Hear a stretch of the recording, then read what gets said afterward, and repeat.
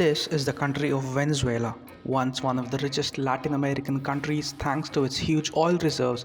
Venezuela is today one of the worst countries to live in. So, what went wrong? Well, this guy here practically gave away everything for free.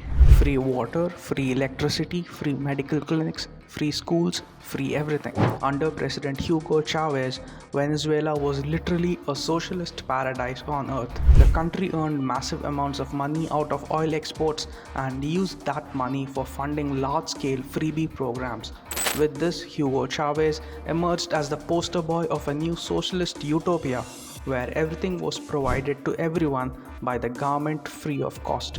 But things took a turn for the worse when oil prices crashed in 2014. Profits from Venezuela's oil sector started evaporating due to Chavez's populist schemes.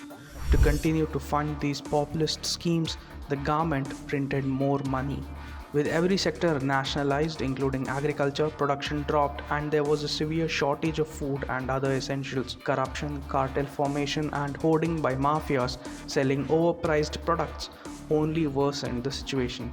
More money, lesser goods, high demand, a perfect recipe for an economic disaster with a skyrocketing inflation. Venezuela's inflation rate went from 274% in 2016 to 863% in 2017, 130,000% in 2018, and hit 10 million% in 2019. Today, Venezuela's government is quietly rolling back the decades-long policy of subsidizing electricity, water, gas, etc. to shore up its fiscal accounts. State-owned companies have been allowed to charge more to help improve their finances, meaning power bills, water bills, and road tolls are rising as the government is shifting the costs to individuals who have for long been accustomed to cheap utilities. According to a report, the electricity bill has jumped 100-fold.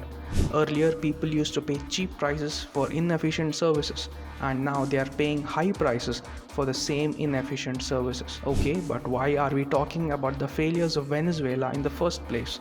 The fact is that the Venezuela crisis holds many valuable lessons for India. In India too, there are political parties that promise freebies, and the Congress is one of them. अगर आप गरीब परिवार हो, आपके परिवार में एक महिला को महीना का 8,500 रुपया, साल का 1,00,000 रुपया सरकार बैंक अकाउंट में डाल देगी और उस दिन तक डालेगी। मजे की बात सुनिए, और उस दिन तक डालेगी जिस दिन तक आप गरीबी रेखा से निकल जाओगे। अगर आप गरीबी रेखा के नीचे हो, आपके बैंक अकाउंट में हर साल 1,00,000 रुपया, 8,500 रुपया महीने का खटाखट आता रहेगा, और एक झटके से हिंदुस्तान से हम गरीबी को मिटा देंगे। Apart from promising 1 lakh rupees per year to poor women, in its manifesto for the 2024 Lok Sabha elections, the Congress has also promised 1 lakh rupees per year to the unemployed, a farm loan waiver, a student loan waiver, legal guarantee for MSP for farmers according to the MS Swaminathan Commission, and other freebies. Interestingly, the same MSP guarantee was rejected by the Congress-led UPA government as it would distort the market and be counterproductive, leading to skyrocketing prices of agricultural produce. But where would the Congress get the money for all these freebies anyway? How many people will have to be paid? How much would it cost? Does the Congress have a plan? Listen to what Praveen Chakravarti, a key member of the Congress Manifesto Committee, has to say. I can tell you that there is a rough idea of the cost. Share that with me. If there is a rough idea, share it with me. The rough idea, according to our calculations of all the schemes put together, is between 5 to 6 lakh crore over 5 years. 5 to 6 lakh crore over 5 years, which means roughly 1 to 1.2 lakh crores per year. So, according to the Congress, the freebies would cost around 1 lakh crore rupees per year, which roughly means 1 crore people would get paid 1 lakh rupees each, which would in turn mean that Congress's data suggests that in a huge country like India with a population of over 140 crores, only 50 lakh women are poor and only 50 lakh youth are unemployed, and they would be the beneficiaries. Does the Congress really think this is accurate? The Congress has no idea how many people would have to be paid freebies and how much the freebies would cost the government.